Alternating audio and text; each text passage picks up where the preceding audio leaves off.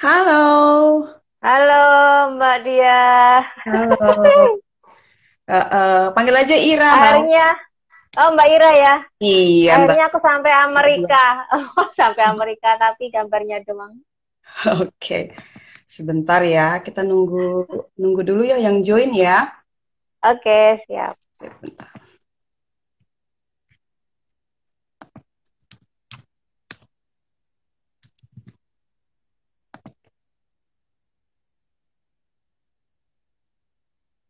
Baru Farid ya, baru Mas Farid yang join. Oke. Sip. Kita nunggu dulu.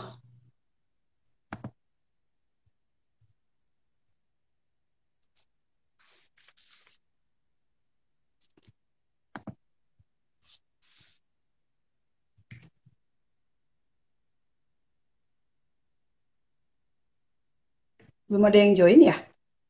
Baru kita doang nih, Mbak. Iya, itu itu tulisannya dua tapi cuma ada Farid ya. Iya, satu orang berarti yang baru satu Oh orang yang iya. gabung. Oke deh, sabar dulu.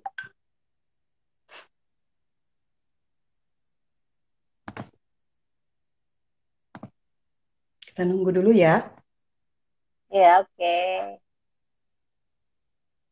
Jam berapa Mbak di situ Mbak? Di sini jam 8, 8 lebih satu. Jam 8. Ini Mm-mm. pas libur. Iya, Oh, Sabtu. WF, WF, WF. Kenapa? Learning from home. Learning from home. Oke, ini aku join. Iya, oke. Jam berapa Mbak di situ Mbak? Di sini jam 8.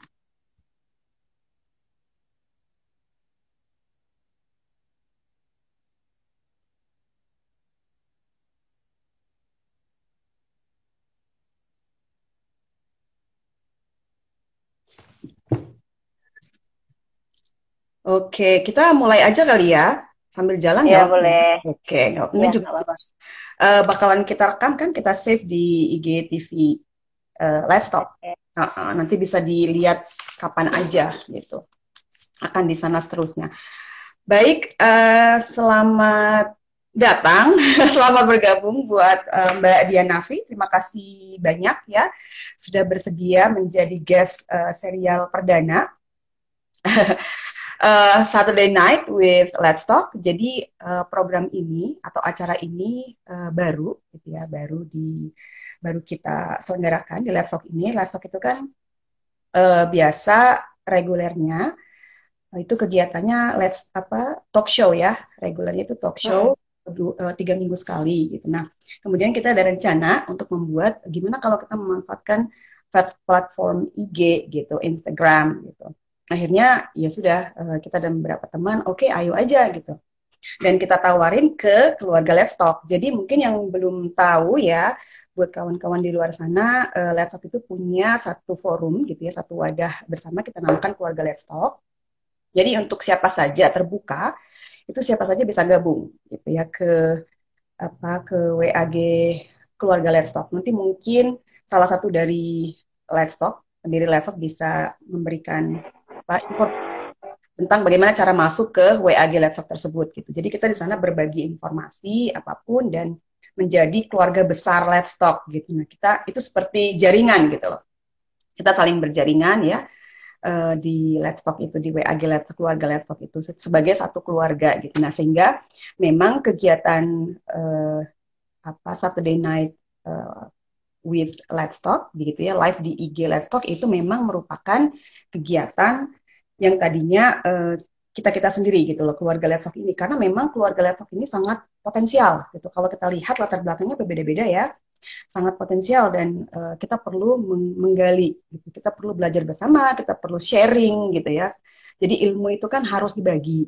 Kita share, kita saling belajar, saling mendengar gitu. Nah, saya pikir itu kita memanfaatkan itu, memaksimalkan dan nanti kita juga akan undang beberapa guest ya di luar keluarga Let's Talk. Nah, untuk pertemuan pertama gitu ya acara ini ada Mbak Dian Nafi. Halo Mbak Dian, sekali lagi. Halo, halo Mbak Ira.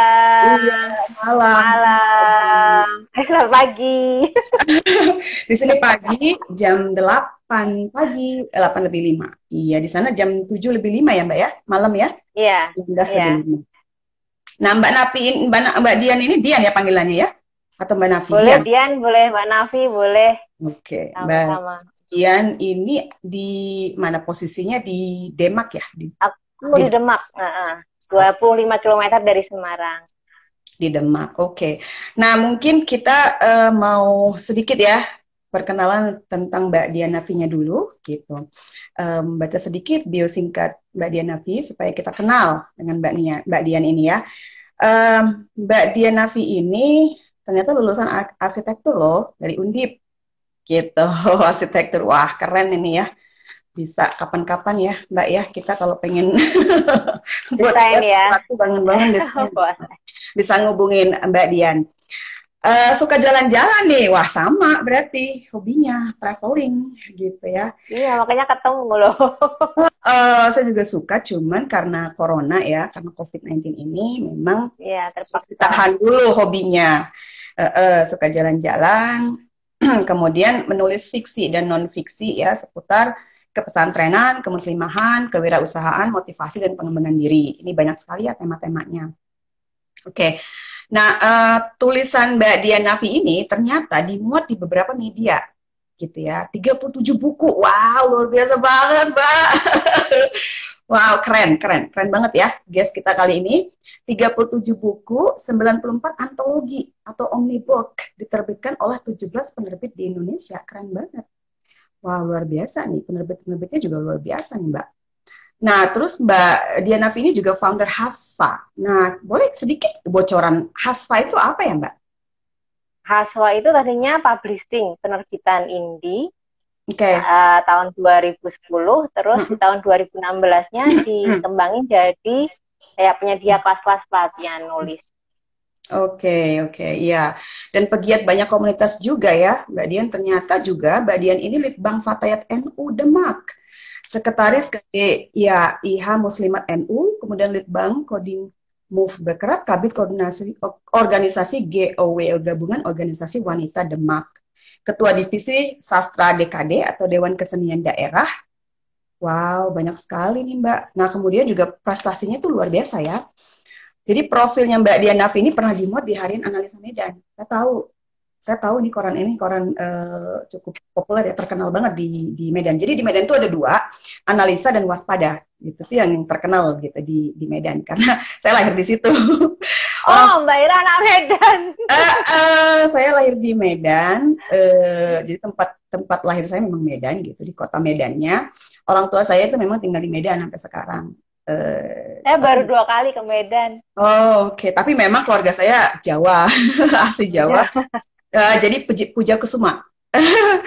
Iya, Putra Jawa, kelahiran Sumatera. Gitu. Oke. Nah, ini juga buku, jadi dimuat di buku profil perempuan pengarang dan penulis Indonesia juga ya, profilnya Mbak Dian ini. Nah, banyak juga di Koran Sindo, di Alineti, banyak sekali prestasinya dan wow, pemenang. Banyak sekali meraih award ya, meraih penghargaan gitu untuk tulisannya yang keren-keren ini. Ada di Cerpen ya, untuk WS Cerpen Kompas 2012, kemudian award PSE Grasindo 2013, kemudian award Bulan Narasi Plot Point 2015.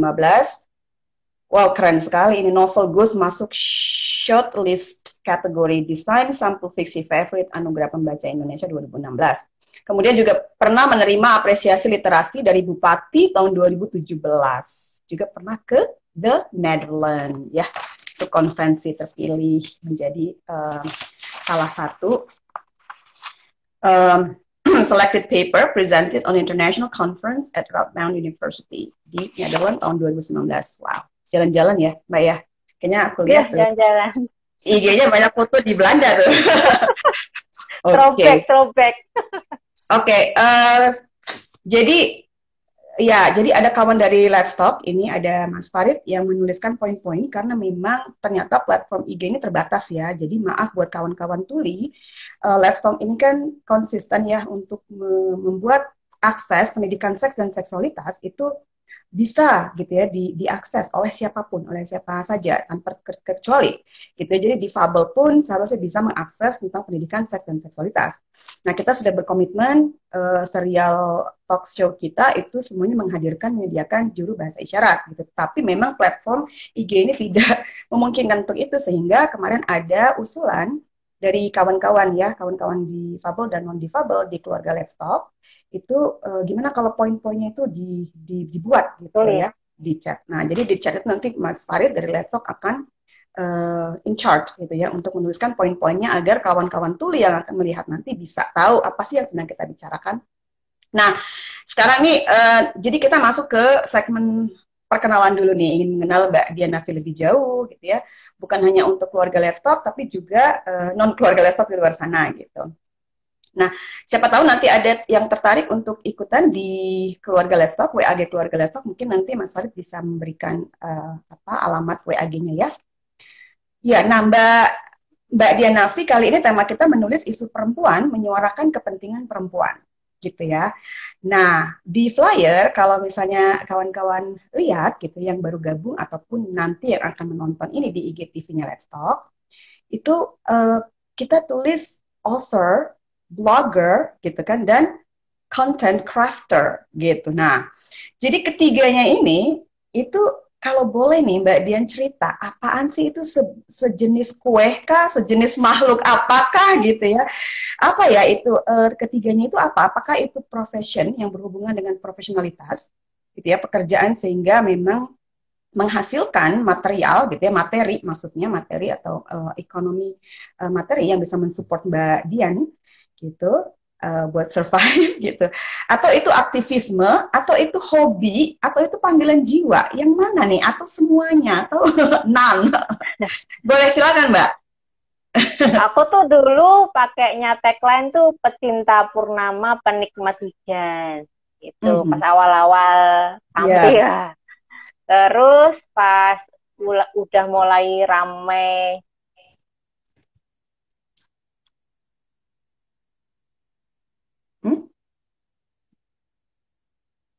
Kenapa nih ya, Mbak Dian?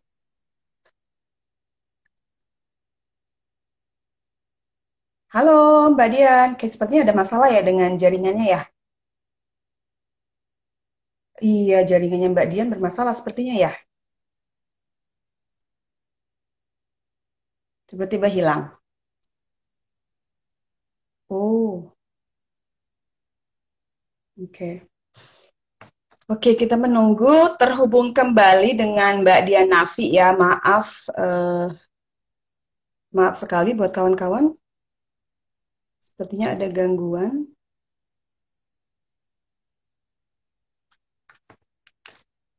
Oke, kita menunggu Mbak Dian Nafinya untuk kembali.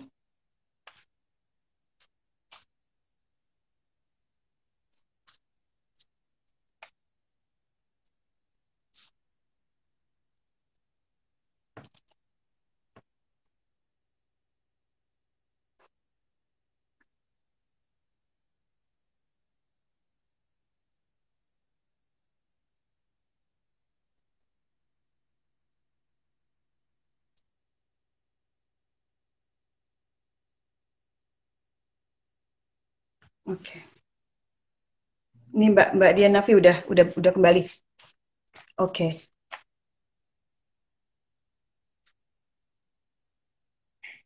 Oke. Lagi proses. Halo Mbak. Telkomsel aneh. Belum muncul nih Mbak Dian Nafinya masih proses. Aku hilang, nggak ada gambarnya. Iya. Iya, suaranya aja. Suaraku kedengeran. Oh, Tadi ini Telkomsel ngadat, ini smartfren ngadat juga. Iya, buffering terus nih. Iya. Tapi tadi Telkomsel juga nggak mau. Ini smartphone suaraku lancar tapi gambarnya nggak keluar ya. Suaranya ada. Ayo pilih yang mana? Balik ke Telkomsel lagi, coba. Mau ulang lagi? Oke. Maaf ya, kawan-kawan semua. Mohon maaf. Halo Kak Renvi, Kak Bonita. Makasih udah bergabung. Saya wave juga. Iya, kita menanti. Oke. Ada gangguan koneksi di sana ya. Di Demak. Iya. Oke.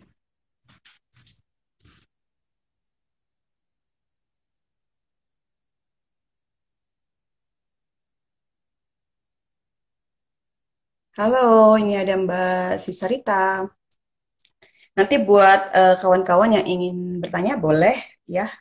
Bertanyanya di chat, di message di chat saja. Kita sambil menunggu lagi nih. Tadi terputus.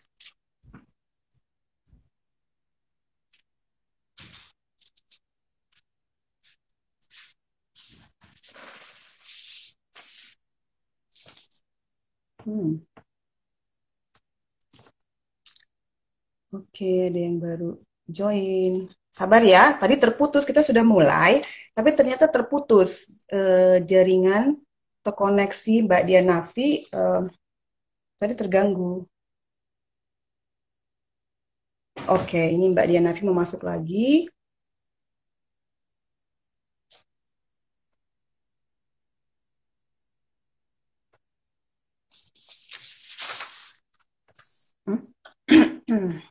Oke. Halo Mbak. Halo, iya, ini gambarnya juga masih nggak ada ya Mbak ya? Iya, ini smartphone. Ini suaranya doang kedengaran, tapi gambarnya nggak nampak. Tadi Oh, Telkomsel no, malah iya. Oh. Ya wes Telkomsel lah, nambah semakin ya. apa-apa ya. Soal aja nggak apa-apa. Oke. Iya, soalnya nih waktunya jalan terus juga ya Mbak ya. Iya, oke. Ya Oke, sip. udahlah. Oke. Maaf Oke, ya tadi teman-teman ya. nggak apa-apa ya, ini jaringannya bermasalah. Oke, boleh dilanjut Mbak? Silakan, Nah, waktu kita terbatas. Nah, terus author itu maksudnya nulis buku, blogger itu aku nulis blog, terus konten crafter itu artinya aku menyediain konten-konten buat klien yang misalnya butuh tulisan yang di luar buku gitu untuk mereka pajang di platformnya. So. Oke, oke. Nah, sekarang kita mau nanya-nanya tentang penulis nih ya, tentang menulis. Nah, kalau pengalaman Mbak Dianavi sendiri, ini kan tadi udah banyak banget nih award-nya. Nah, bukunya tadi sampai 37 nih ya. Wah, keren banget nih. Buku sampai 37 ya, tulisannya dimuat di 37 buku. Nah, awalnya gimana sih ceritanya gitu? Boleh cerita sedikit dengan kita gitu ya, motivasinya apa waktu pertama kali menulis, kapan pertama kali menulis, dan ini kan susah ya nulis itu ya, nggak semua orang bisa. Karena apa? Karena butuh skill gitu, karena butuh skill dan Betul, itu orang-orang yang berpikir. bisa menulis itu orang-orang yang menulis itu gifted. Jadi ada memang yang memang dia gifted gitu ya, memang dia bisa nulis, tapi ada juga memang orang yang udah mikir lama berkerut-kerut berhari-hari, berminggu-minggu, berbulan-bulan, bertahun-tahun nggak bisa-bisa nulis gitu. Nah, itu gimana awalnya bisa nulis, kemudian bagaimana menjaga konsistensi menulis itu sendiri, Mbak? Monggo, Mbak. Nah, awalnya tuh tahun 2008 suamiku meninggal. Terus kan aku ada idah 4 bulan 10 hari dalam rumah. Terus kenal Facebook. Di Facebook itu aku bikin note catatan kayak healing gitu. Terus tiba-tiba ada temen yang nyonglek. Ini ada lomba nulis, kayaknya tulisanmu bagus, coba dikirim. Terus akhirnya menang. Itu yang pertama aku juga nulis tentang perempuan yang diselingkuhi sama suaminya. Terus habis itu kecanduan, ikut lomba, menang lagi, terus akhirnya kecanduan sampai sekarang. Dan karena aku mulainya udah terlambat, aku merasa aku udah tua kok baru mulai nulis, akhirnya aku kayak ngejar ketinggalan gitu. Akhirnya segala bahan yang udah di kepala selama bertahun-tahun sebelum aku nulis itu keluarnya ya sekarang ini gitu ceritanya. Kalau menjaga konsistensi terutama kalau misalnya ada PR dari penerbit atau kepikiran untuk ikut lomba pingin hadiahnya, itu biasanya cepat keluarnya ide-ide di kepala. Kalau misalnya jarang sih nggak punya, maksudnya setelah itu kadang-kadang nggak ada, malah kepikirannya kita ngerjain beberapa proyek sekaligus. Nah, kadang-kadang keteteran di waktu karena kalau kita nggak fokus sebenarnya akhirnya nggak jadi semua. Jadi emang mesti bikin planning supaya walaupun kita ngerjain beberapa sekaligus tapi semuanya bisa dikerjakan dengan sampai selesai. Gitu, Mbak. Oke, iya keren banget ya pengalamannya. Jadi itu merupakan bagian dari healing proses ya, Mbak ya. Iya, Jadi betul, memang awalnya.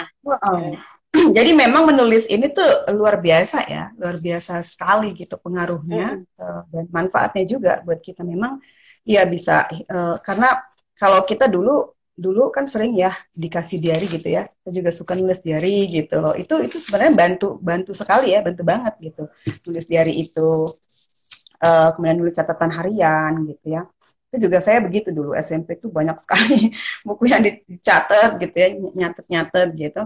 Nah itu memang bantu dan memang kayak seperti bermusik ya, seni kayak melukis, nyanyi itu juga kan proses ya, healing proses yang Iya. sama. Jadi dari tahun ke tahun Sama. itu kan akhirnya purpose-nya kita kayak naik, shifting gitu ya. Jadi pertama healing, terus yang kedua kita mengekspresikan diri, terus yang ketiga kita menyuarakan orang-orang yang mungkin nggak didengarkan gitu kan. Terus yang keempat belakangan malah ya itu tadi nulis paper segala macam itu kan agak beda banget sama yang awal-awal aku nulis sih. Kalau melihat prosesnya itu sebenarnya dia kayak ngetrap gitu loh. Jadi tiap tahunnya tuh ada hal-hal yang baru gitu. Betul. Oke, sekarang kita masuk ke segmen khusus ya tentang menulis isu-isu atau tema-tema perempuan dan tentang penulis perempuan. Ya, halo Muhammad Azmi ya, Mas Muhammad Azmi yang baru bergabung. Terima kasih buat teman-teman yang baru bergabung dan sekali lagi dari Let's Talk menyediakan seperti yang akan menuliskan poin-poin penting di chat gitu karena memang kita tidak bisa bukan tidak bisa karena memang platformnya IG ini terbatas sekali gitu sehingga kita tidak bisa menyediakan juru bahasa isyarat untuk kawan tuli. Nah sehingga kawan tuli kalau yang ingin gabung bisa membaca chat saja ya. Mohon maaf sekali lagi. Tapi semua kegiatan-kegiatan Let's Talk itu kita menyediakan juru bahasa isyarat. Gitu. Nah baik untuk pertanyaan mengenai isu perempuan gitu ya. Nah mengapa sih Mbak, kenapa sih Mbak Dianaf ini tertarik gitu menulis masalah-masalah perempuan? Tadi kan salah satunya kalau nggak salah temanya tentang perempuan ya gitu menulis ini. Nah ini kenapa? Karena ini kan pas sekali temanya dengan tema yang diusung oleh Let's Talk sendiri gitu.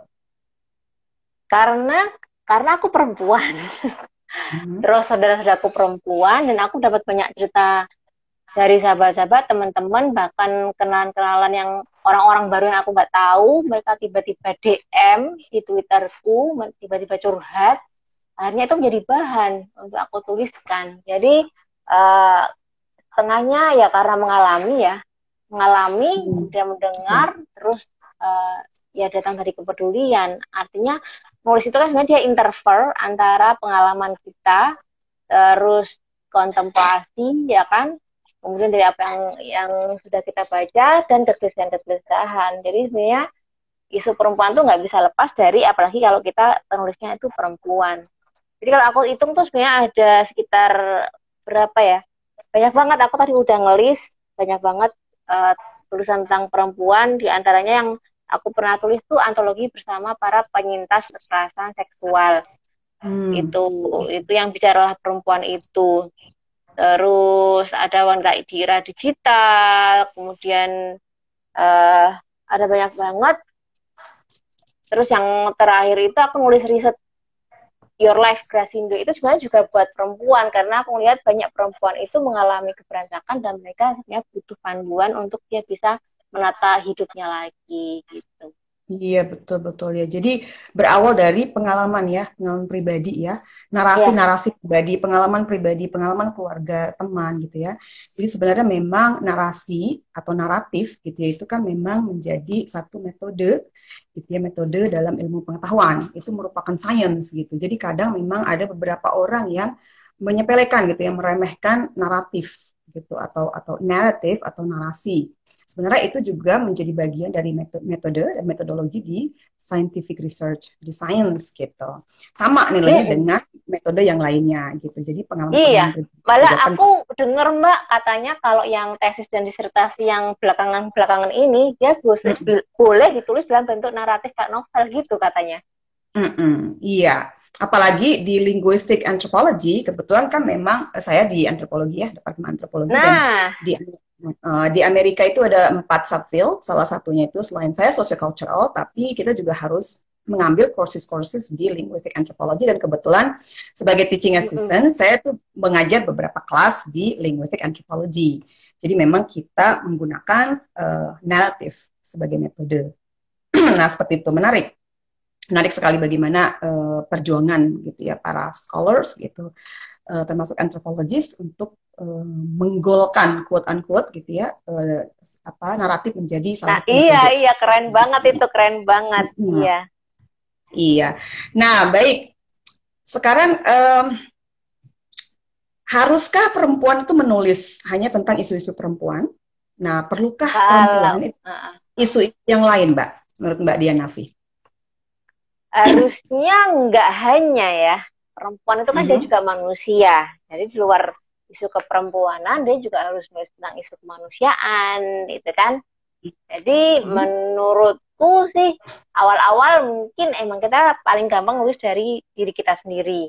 Orang-orang mhm. yang dekat dengan kita, yang frekuensi dengan kita. Tapi di luar itu kita juga mesti nulis hal-hal yang di luar kita, gitu kan, di luar perempuan. Dan itu emang menurutku kayak apa ya, kebutuhan sih akhirnya sih. Eh, Mhm. Seiring apa waktu kan jalan ya, ada progres ya.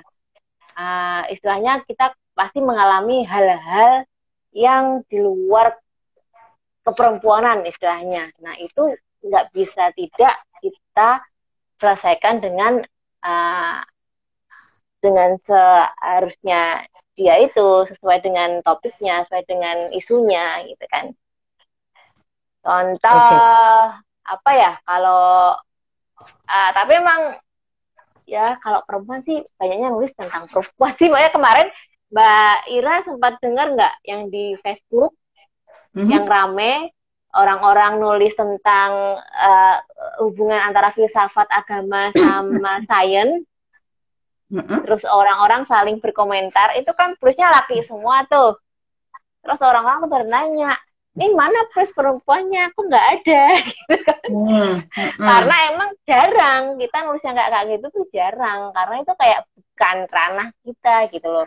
Padahal kalaupun bisa sebenarnya bagus, cuman emang akhirnya kan dikit ya. Satu pertama jarang perempuan yang punya perhatian ke sana. Terus kedua mungkin kayak kualitas tulisannya juga mungkin akan berbeda. Ya itu sih Mbak. Sebenarnya itu kekuatan apa Hmm. kelemahan ya? Oke.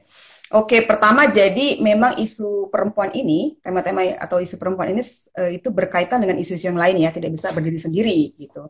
Karena memang saling berinterseks gitu. Interseksionalitas itu ada di setiap tema-tema. Kalau kita ngomongin kemanusiaan, kita ngomongin keadilan, pasti perempuan juga di dalamnya gitu. Karena perempuan itu Iya sama betul.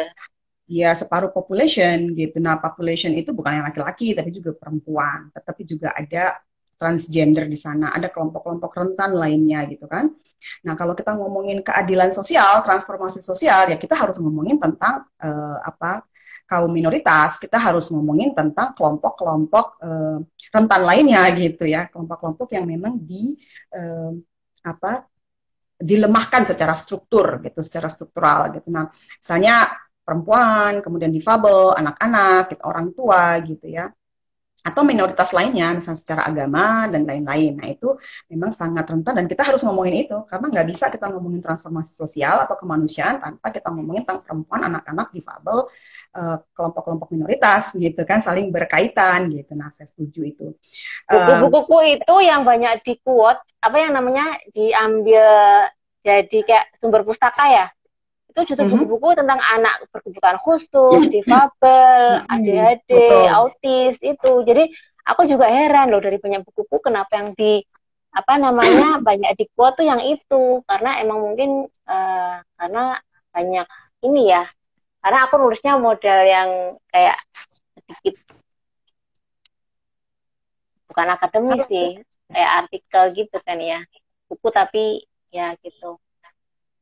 Ya, jadi ada balik lagi nih soal tadi nih yang menarik nih yang seperti Mbak Dianavi katakan ya tadi, jelaskan mengenai kenapa sih di Facebook misalnya atau di platform-platform lainnya gitu kalau ada diskusi kenapa sih kok sering yang muncul tuh laki-laki gitu atau misalnya apa namanya panelis-panelis gitu ya pembicara-pembicara tentang misalnya masalah banyak hal di luar masalah perempuan, misalnya tema-tema perempuan gitu. Nah, kenapa sih kok laki-laki gitu? Nah, sebenarnya kan ini ada kaitannya juga dengan stereotip ya, Mbak Dian ya. Jadi sebenarnya kalau dibilang nggak ada perempuan yang punya keahlian di situ, enggak juga gitu. Banyak perempuan itu yang ahli filsafat gitu, banyak banget. Cuma memang tidak tergali dan terhilangkan dalam sejarah karena biasanya orang-orang filosof-filosof itu sejak dulunya itu kan memang laki-laki banyak yang dimajukan seperti ahli tafsir, ulama itu kan paling banyak laki-laki yang dimunculkan gitu sehingga ulama-ulama yang perempuan tinggalkan. Kuratornya laki-laki. Nah, betul. Nah, itu sebenarnya seperti itu. Jadi hidden kan. Jadi sehingga memang kita tidak belajar sejarah gitu tentang perempuan-perempuan yang luar biasa ini. Ternyata banyak sekali. Nah, kalau kemarin ada Kak Marta ya dari Sumba gitu. Itu saya kebetulan diundang menjadi narasumber. Jadi itu buku baru diterbitkan gitu. Nah, ternyata itu banyak sekali di situ perempuan-perempuan luar biasa gitu. Nah, gerakan perempuan itu tuh banyak dan perempuan-perempuan itu bukan hanya gitu ya ahli di tema-tema perempuan gitu. Jadi macam-macam. Nah, itu yang mungkin orang nggak lihat gitu dan orang tuh lebih melihat itu stereotip tadi, balik lagi ke stereotip gitu.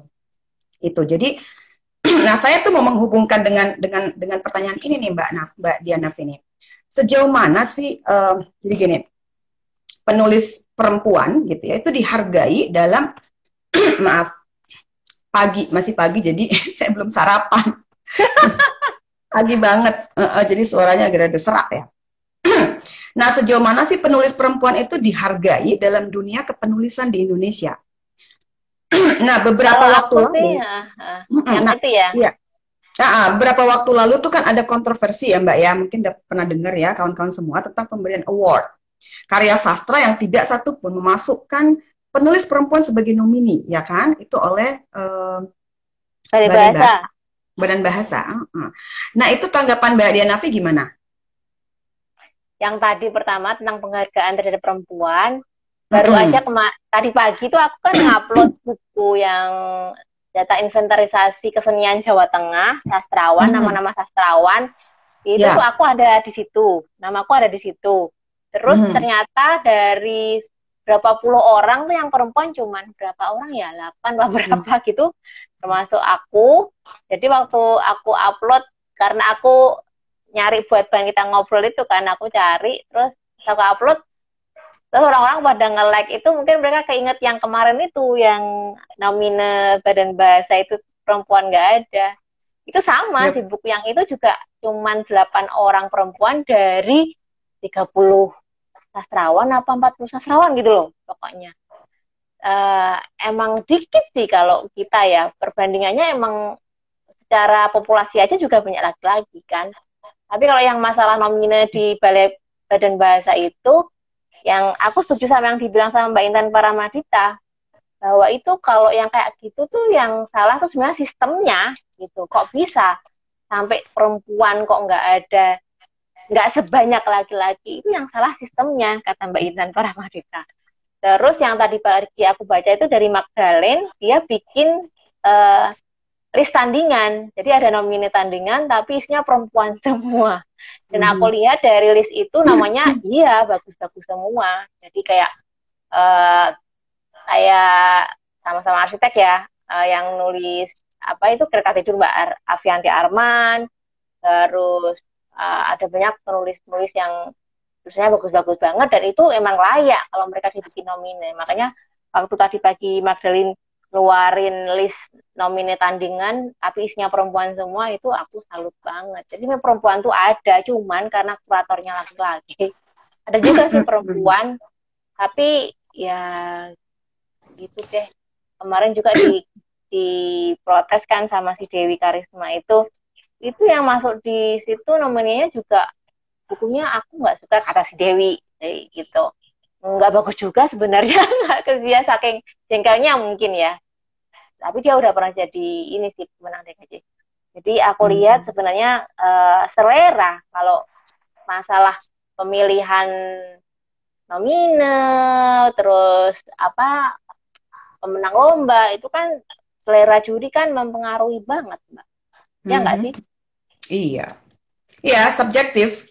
Iya Ada makanya yang dibilang bagus sama si A belum tentu bagus buat si B. ya subjektif dan penuh intrik dan kepentingan kan, political Iya. interest. Iya. Jadi ada kepentingannya apa? Kepentingan politik, sosial gitu kan, ekonomi dan lain sebagainya gitu itu. Ya, nah untuk yang baru gabung ini maaf ya karena Mbak Diana V-nya jaringan atau koneksi internetnya bermasalah jadi nggak Biasa muncul orang ya. wajahnya ya. Jadi cuman suaranya aja nggak apa-apa deh kayak ghost seperti ghost. Oke, iya jadi memang betul ya. Jadi perempuan itu invisible, hidden ya, dia tersembunyi gitu dan dia di invisible kan gitu. Memang ya ada persoalan struktur sistem yang tidak equal gitu yang memang membuat perempuan itu termarginal, terpinggirkan dalam kapasitasnya sebagai apapun gitu, sebagai manusia, sebagai intelektual atau pemikir, sebagai akademisi, sebagai aktivis, sebagai semuanya, sebagai warga negara, bahkan dianggap warga negara kelas 2 gitu kan. Semuanya ya, jadi sangat terpinggirkan gitu.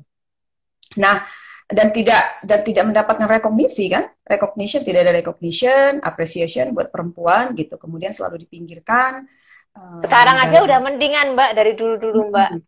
Tapi iya perjuangan masih betul. panjang. Iya, tapi masih tetap laki-laki ya kan yang selalu diunggulkan gitu. Padahal sebenarnya yang menguasai ilmu-ilmu yang disebut dengan hard science itu juga perempuan banyak. Di sini tuh di Amerika itu saya kenal banyak sekali ya perempuan-perempuan itu yang menguasai hard science gitu. Itu Tapi memang kalau di banyak sekali. Amerika yang perempuan nggak dipinggirkan kan? Apa juga dipinggirkan? Ya kalau masalah itu sebenarnya sih tetap Sama ada, juga. tetapi mungkin Walaupun tidak walaupun di seperti di Amerika. Indonesia gitu karena kalau di Indonesia itu kan lebih parah ya. Kalau di sini kan memang liberalisme gitu ya, liberalisme berpikir, kemudian perjuangan-perjuangan atau gerakan perempuannya juga cukup kuat gitu ya. Gerakan interseksionalitasnya juga cukup kuat gitu. Nah, di sini lebih ekspresif gitu. Kalau misalnya ditindas, dimarginalkan, mereka akan berontak gitu. Dan memang meskipun ada gitu ya, di sini kan juga bukan hanya sekedar gender ya, tapi ras ya, rasisme, seksisme gitu, itu juga masih ada. Di mana-mana ada gitu, tetapi memang Tapi tingkatnya. penerima Nobel banyak perempuan juga ya Mbak ya. Di sini memang lebih lebih maju, Mbak, kalau kalau saya bilang ya, dan ada di Indonesia gitu. Nah, dan perempuan-perempuannya lebih dihargai gitu. Nah, dan dan memang banyak yang menguasai science yang saya bilang hard science tadi, karena kan hard science itu dianggap laki-laki kan, gitu. Tapi di sini juga sangat dihargai sama gitu. Dan termasuk dengan yang penggunaan naratif tadi itu juga sudah banyak juga dipakai oleh mereka yang antropologis yang laki-laki gitu. Jadi udah seperti itu gitu, bukan hanya banyak kan para linguist anthropologist itu juga yang laki-laki gitu, sociolinguist yang juga laki-laki yang menggunakan naratif gitu. Karena awalnya itu kan naratif dianggap feminin ya, feminin gitu, feminized method gitu. Tapi ternyata enggak gitu. Justru di antropologi itu dipakai oleh baik perempuan maupun laki-laki, antropolog yang perempuan atau laki-laki gitu. Ketika melakukan misalnya etnografi atau pendekatan narasi gitu. Dan pengalaman-pengalaman perempuan ini bukan hanya diceritakan oleh antropolog yang perempuan, tapi laki-laki juga gitu. Banyak karya-karya antropolog laki-laki yang menggunakan naratif untuk tema-tema atau isu-isu perempuan gitu. Indigenous people, lingkungan gitu. Jadi sekarang kalau di Amerika memang sudah lebih maju dalam hal pengetahuan. Maksudnya beda dengan Indonesia yang memang nggak tahu ya, mundur gitu ya. Mundur Mbak, tapi kadang-kadang jadi lucu loh. Maksudnya gini, perempuan ngomong tentang perempuan, akhirnya dia speak up, dia dapat ruang, ya kan? Tapi sekarang laki-laki juga ngomong perempuan, akhirnya yang ngomong tentang perempuan laki-laki juga. Akhirnya perempuannya nggak dapat ruang lagi, gimana dong? Betul, nah itu jadi memang keterlibatan laki-laki jangan sampai melemahkan ya, melemahkan perempuan gitu. Jadi khawatirnya nanti muncul patriarkal laki-laki juga. Patriarkal bentuk baru, jadi semua nanti tema-tema semuanya diambil semua sama laki-laki gitu, yang tersisa gitu. Udah kita perempuan dipinggirkan, dimarginalkan untuk tema-tema lain. Diambil pula. Diambil juga sama mereka dan dianggap mereka lebih keren karena mereka yang ngomongin masalah perempuan gitu. Jadi memang jangan sampai memunculkan patriarki baru. Jadi harusnya memang aliansi ya, kita saling beraliansi. Tapi memberi kesempatan gitu ya kepada perempuan itu juga sangat sangat penting gitu loh, karena kalau ini masalahnya di struktur atau di sistem tadi, maka memberikan kesempatan buat perempuan agar sama berkompetisi yang sama untuk dalam bidang keilmuan itu juga harus terus ya gitu, harus terus dimaksimalkan. Kita harus dukung itu gitu loh menurut saya. Jangan membuat perempuan itu jadi invisible lagi gitu dan tidak ada dalam sejarah gitu. Nah, saya mau masuk ke pertanyaan berikutnya nih Mbak Dian. Ada pertanyaan nggak dari Oke, ini ada pertanyaan nih. Saya nggak tahu namanya siapa, tapi punya namanya Menjadi Bebas. Pernahkah Mbak atau kawan-kawan Mbak menulis hal-hal yang berat seperti politisasi agama, lalu dianggap nggak pantas karena perempuan? Dengan legitimasi kiai-kiai dan nilai-nilai di Jawa, anggapan perempuan hanya di dapur atau pekerjaan domestik. Oh, dapur, sumur, kasur, atau konco wingking. Gimana tuh Mbak Dian? Ya pasti ada. Tapi ya emang gimana ya, kalau perempuan tuh kan dia punya sudut pandang keperempuanan kan, dia ngalamin yang tidak dialamin laki-laki gitu kan. Laki-laki kan nggak ngalamin pengalaman keperempuanan gitu. Jadi kalau dia nulis yang berat-berat, pasti ada sisi femininnya di dalam dia membahas itu, mau nggak mau kan, karena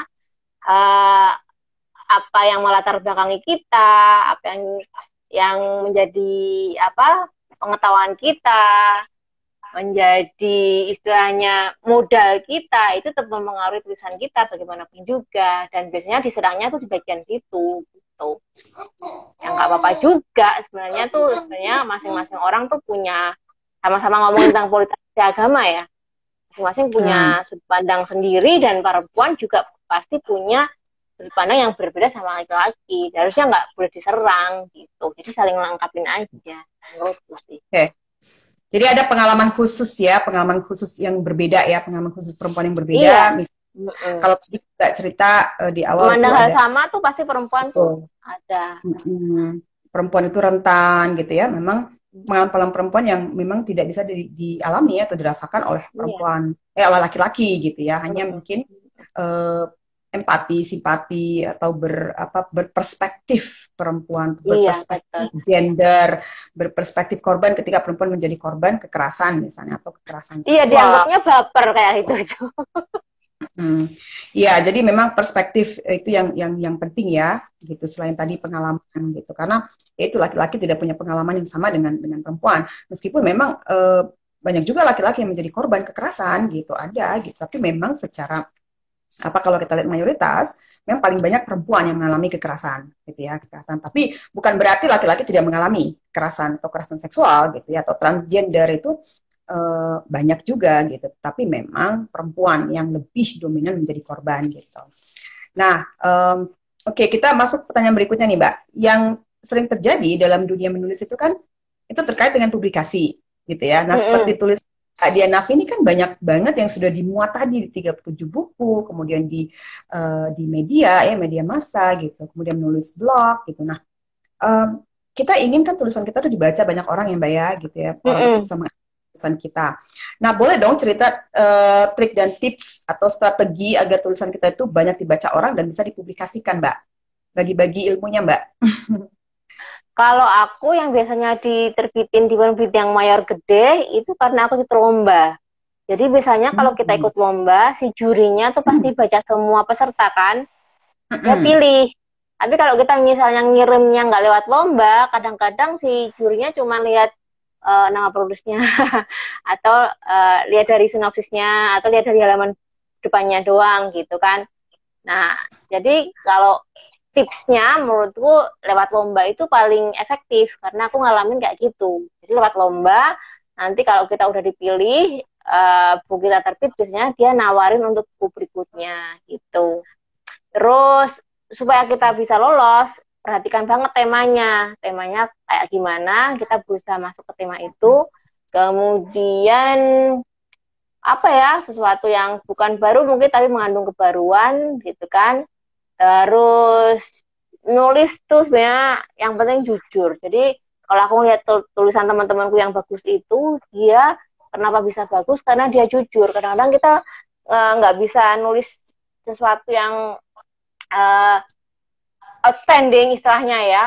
Itu tuh karena kita ngerasa terbebani, harus bagus, atau terbebani, malu gitu kan. Khawatir kalau ada yang baca terus ketahuan itu curhatan atau gimana gitu kan. Padahal kalau kita nulis jujur-jujurnya biasanya itu justru originalitasnya tampil, terus kita bisa nemuin ungkapan-ungkapan frase-frase yang mungkin bahkan nggak pernah terpikirkan sebelumnya gitu. Terus ya banyak baca sih, sebenarnya banyak baca itu pengaruh banget karena apa yang kita baca itu yang nanti melumasi otak buat kita bisa mengalirkan dengan lancar apa yang ada di dalam kepala. Gitu. Banyak baca, harus banyak baca. Oke, banyak baca ya. Originalitas tadi penting, kemudian jujur ya. Kita jujur. Ya, tapi memang banyak juga orang yang menulis itu berdasarkan kedekatan dengan entah itu juri lombanya atau misalnya seleranya gitu ya. Ya, pemret di satu media gitu ya, sehingga sering dimuat gitu tulisannya, meskipun tulisannya tidak begitu, maksudnya secara kualitas mungkin tidak begitu bagus. Sama-sama gitu ya, banyak juga yang nulis kayak gitu ya. Ada koneksi ternyata ya, jadi memang ada kepentingan-kepentingan lain gitu yang itu juga, tapi memang yaitu kita apa adanya, original, jujur. Saya suka, saya setuju itu Mbak, benar, jujur ya, kita punya perspektif dan tulisan kita memang bukan plagiat ya, karena plagiarism di Indonesia itu kan luar biasa sekali maraknya ya, luar biasa. Maksudnya kalau di sini kan ketat gitu, yang namanya plagiarism meskipun di SMA gitu atau di college gitu ya, di university itu memang udah nggak bisa ditolerir gitu loh. Itu plagiarism di Indonesia itu kan kita nggak ada ya. Maksudnya tidak tepat itu. Jadi kadang orang disertasi juga bisa punya mahasiswanya atau jiplak atau minta dibuatin orang gitu. Nah itu yang persoalan di Indonesia ya, yang masih sampai sekarang menurut saya masih ya masih banyak gitu. Nah baik, itu tadi trik, tips dan strateginya ya, strategi untuk menulis, untuk dipublikasikan. Apakah ada yang mau bertanya lagi? Silakan di message di chat gitu ya, silakan. Buat teman-teman yang ingin bertanya, kita masih punya waktu sebelum kita dipotong oleh IG-nya langsung habis begitu saja. Saya nggak mau, saya mau ada nanti terakhir mungkin ya dari Mbak Dianafi. Oke, belum ada lagi pertanyaan. Baik, nanti rekaman ini akan ada ya, akan di save di IGTV-nya laptop. Jadi nanti siapapun bisa mengakses itu gitu setelah ini selesai gitu. Tapi memang agak disayangkan ya, Mbak Dianafi-nya nggak muncul lagi nih.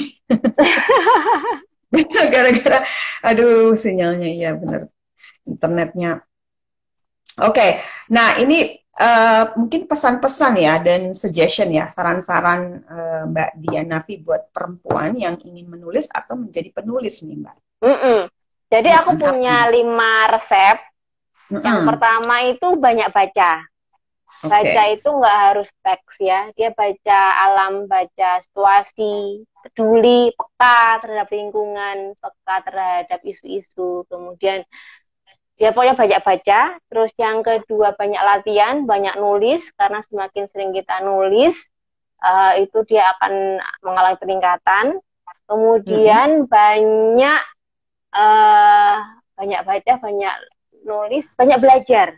Jadi cari mentor-mentor, cari guru-guru, kejar sampai dapat ilmunya. Terus habis itu uh, experience evolve. Jadi mengalami banyak hal dari berbagai aktivitas kita, apakah itu di dunia karir, pekerjaan, dunia pendidikan, keluarga atau suku sosial apa aja, tapi itu menjadi bahan yang bisa kita nanti selip-selipkan dalam tulisan kita. Kalau kita nggak punya pengalaman, itu pasti akan sangat kurang bahan ya. Jadi harus evolve, harus experience. Terus brainstorming. Jadi kalau Mm. misalnya macet, itu kita punya sparring partner yang kita bisa buat aja diskusi, terus buat ngobrol apa aja, plus kalau misalnya kita ada tulisan yang kita garap tuh kita bisa diskusiin bareng kayak gimana bagusnya dan lain-lain. Jadi 5 itu yang aku terapin, dan 5-limanya harus jalan bareng-bareng supaya kita bisa mendekatkan kapasitas diri kita menjadi penulis yang baik, semakin baik semakin baik gitu. Iya. Aku sih masih belajar juga sih Mbak Mbak Ira. Iya baca mah harus itu sampai kapanpun ya kita memang harus baca Masih ya, belajar terus harus ya. belajar, belajar, baca, eksperimen ya, berdasarkan experience. Benar kita ini juga bagian dari belajar, Mbak. Kita mengadakan acara seperti Iya. ini, kita belajar bagian dari belajar, kemudian juga sharing ya, kita juga perlu sharing Mm. gitu. Oke, ada Mbak Apriani yang baru gabung. Selamat gabung, Mbak. Internetnya lemot. Iya nih, Mbak. Dia nafis Maaf, internetnya lemot. maaf. Aku baru udah siapin 2 ini loh, 2 provider. Yang penting orangnya nggak lemot. Amin. Internetnya lemot, iya gitu. Maaf. Oke, ini ada pertanyaan juga nih dari Mas Farid Mutakin, salah satu pendiri Let's Mm-mm. Talk ya. Mm-mm. Bisa nggak bikin training nulis nih Mbak buat kita nih, buat nanti kita mungkin bisa mewadahi Let's Talk, kita buat training nulis nih buat teman-teman. Gimana nih Ayo Mbak? belajar bareng aja. Aku Mm-mm. siap. Siap ya? Bareng-bareng. Bisa jadi Oke, oke, bisa jadi trainer. Mantap kalau gitu nih. Kita langsung todong nih keluarga Let's Talk di sini. Ditodong. Keluarga Let's Talk langsung ditodong. Oke, ini ada pertanyaan lagi. Kalau terbiasa menulis ilmiah atau kebiasaan di kampus, mau pindah ke nulis puisi dengan cepat gimana? Gitu katanya masih Waduh, kesulitan. dengan cepet. nggak nggak ada yang instan ya. Caranya harus banyak baca buku puisi yang bagus. Banyak baca. Jadi kayak kita nanem gitu kan. Nanti kalau kita nanem insya Allah nuai. Jadi kalau kita nimbo di sumur gitu kan. Nanti ya itu keluarnya tuh sesuai dengan apa yang kita ini baca gitu. Jadi Oke. nggak bisa instan ya. Mesti Hmm, apa yang kita tanam yang kita tuai ya. Jadi kita harus nanam banyak-banyak, baca banyak-banyak iya, gitu. Jadi betul. Kalau mau tanam. bikin puisi ya baca buku puisi yang banyak. Dan bereksperimen terus. Harus sering rajin melatih, latihan ya kan ya Mbak ya? Uh-uh. Iya, betul. Oh. Oke, Jangan nanti ini takut sih sebenarnya kalau nulis puisi itu, betul. aku Jangan juga nggak bisa takut. nulis puisi sih sebenarnya. Harus ada mood khusus sebenarnya kalau nulis puisi itu kayak harus ada kerentaknya ya. Harus Mm-mm. ada strumnya Klik. dulu gitu. Jangan takut Susah emang ya. nulis puisi. Jangan takut salah pokoknya. Terus aja gitu ya. Oke, latihan terus.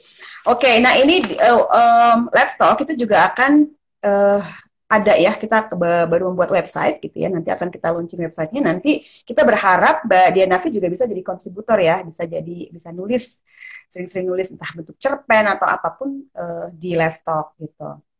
Boleh ya Mbak? Oh, boleh. Siap. Oke, apa perlu waktu khusus dalam menulis, Mbak? Misalnya sehari nyediain waktu khusus, perlu nggak sih? Kalau kayak gini, misalnya aku ngejar beberapa buku sekaligus, jadi aku harus seharian nulis dari bangun tidur sampai tidur lagi. Hmm. Karena dikejar deadline ya, maksudnya udah Hmm. numpuk kan, yang nunggu kalau nggak Hmm. aku selesaiin itu, jadi aku berusaha. Tapi kalau misalnya hari-hari biasa, artinya nggak ada deadline banyak PR, aku biasanya jam 3 habis tahajud itu sampai sebelum subuh. Terus habis itu habis Hmm. duha sampai sekitar jam belasan gitu. Karena Itu biasanya memang, jam-jamnya. ya saya tahu nih ritmenya Mbak Dian, karena kalau saya wapri ke Mbak Dian, itu jam 3 sini di Amerika, 3 sore atau 3 siang, jam Nah, 2 di Indonesia itu aku dibales. bangun. Itu ketahuan tuh. Oh, berarti baru bangun nih gitu, baru mau kerja nih, mau menulis nih gitu. Oke ya, kita tidak ingin dipotong oleh ada satu lagi ya. Bagaimana menjaga stamina, Mbak? Terakhir, Mbak. Oh iya, manajemen energi penting. Jadi kalau Hmm. misalnya capek, itu mending buat tidur. Kalau misalnya blocking ya, macet tuh buat jalan-jalan. Atau buat ngerjain sesuatu yang lain. Atau nonton film, atau dengerin musik gitu. Jadi Betul. manajemen energi itu penting banget. Jangan terlalu Hmm. forsir sampai kita kesakitan gitu. Jadi Oke. uh, mesti balancing antara baca dan nulis itu tadi. Kalau kita nulis terus tuh kayak apa, ngeluarin air terus sampai asat, nanti sumurnya sampai kering. Jadi harus Hmm. diimbangi baca juga. Jadi ada garis Iya. baca tapi nulis, baca nulis. Iya. Aus ya, nanti bakalan bisa aus ya. Iya, aus, aus betul. Betul. Des. Oke. Jadi bahasanya saturated, saturated. Diambang, udah diambang. Oke, makasih banyak. Kita tidak mau dipotong sama IG. Kita sudah selesai di akhir acara. Saya hanya ingin mengumumkan dua hal. Tadi Mbak Dianavi sudah setuju. Kita akan mengadakan training ya Mbak ya, training menulis ya buat kawan-kawan nanti. Nanti kita akan Oke. lebih lanjut kita akan informasikan, kita akan dengan Let's Talk akan mewadahi itu semua. Nanti kita akan kirimkan informasinya. Jangan lupa ya buat kawan-kawan semua di luar sana follow gitu ya, follow dan like akun-akunnya Let's Talk gitu. Jadi kita bisa, kalian juga bisa update, kita juga bisa saling berkomunikasi. Nah untuk pertemuan kedua Saturday Night with Let's Talk itu tanggal 17 Oktober ya. Yang kedua ini kan perdana nih, kegiatan baru perdana. Nah yang keduanya di IG juga, live di IG Let's Talk, itu temanya kesehatan seksual, tanggung jawab negara, peran masyarakat oleh Franz Judea Samosir, jadi dosen Universitas Prima Indonesia Medan, Sumatera Utara. Begitu ya kawan-kawan semua. Terima kasih, semua terima kasih Mbak Dianavi. Nggak bisa Iya, ngeliat mukanya sama-sama lagi. Mbak Ira. Terima kasih teman-teman. Iya, selamat malam, selamat beristirahat, selamat berakhir pekan semuanya. Terima kasih. Selamat malam, selamat pagi buat saya dan Mas Farid. Terima kasih ya, sampai ketemu lagi ya di tema berikutnya. Iya. Dan serial talk show, serial Let's Talk itu minggu depan ya, tanggal 4 Oktober. Jadi minggu ini kita akan sharing dan sebar flyernya. Nanti silahkan di akun sosialnya Let's Talk. Gitu. Terima kasih semuanya ya. Ya, bye. Assalamualaikum. Selamat malam. Waalaikumsalam.